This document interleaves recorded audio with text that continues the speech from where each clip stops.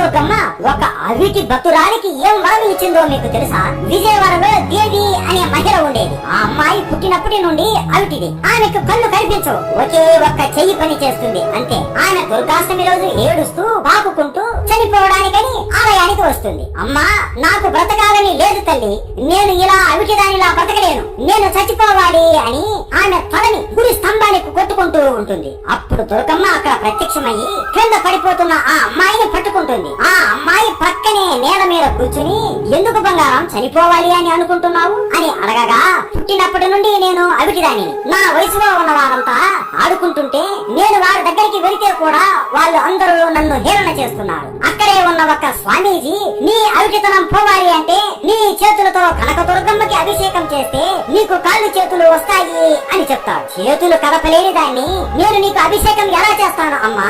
ఈ పూజారి కూడా నన్ను హేళన చేయడానికే ఇలా చెప్పాడు. అందుకే నీ ముందే చనిపోతే వచ్చే జన్మలోనైనా ఈ అవిటితనం ఉండకుండా పుడతాను అని దుర్గమ్మకి చెబుతుంది. దుర్గమ్మ ఆ అమ్మాయి కష్టాలు విని కంటి తడి పెట్టుకుని, నువ్వు నాకు అభిషేకం చేయాలి అంతే కదా, నీకు 2 చేతులు లేకపోతేనేమి, నా 8 చేతులు నీకు ఇస్తాను అని ఆమె శక్తి ఉపయోగించి, లేచి నిలబడు బంగారం అని ఆమె శక్తి ఆ అమ్మాయికి ఇస్తుంది. వెంటనే ఆమెకి దుర్గమ్మ 8 చేతులు వస్తాయి. ఆ చేతులతో దుర్గమ్మకి ఆ అమ్మాయి ప్రేమతో అభిషేకం చేస్తుంది. అభిషేకం చేసిన వెంటనే ఆ అమ్మాయికి అవిటితనం పోతుంది. అలా మన కనకదుర్గమ్మకి ప్రేమతో ఏమి అడిగినా అది తప్పకుండా నెరవేరుస్తుంది. అందుకే ఇప్పటికీ కూడా కనకదుర్గమ్మకి అభిషేకం చేసి ఏ కోరికలు కోరినా కూడా తప్పకుండా తీరుస్తుంది అని అంటారు. దుర్గమ్మ అంటే మీకు ఇష్టం ఉంటే జై కనకదుర్గమ్మ అని కామెంట్ చేసి సబ్స్క్రైబ్ చేసుకోండి.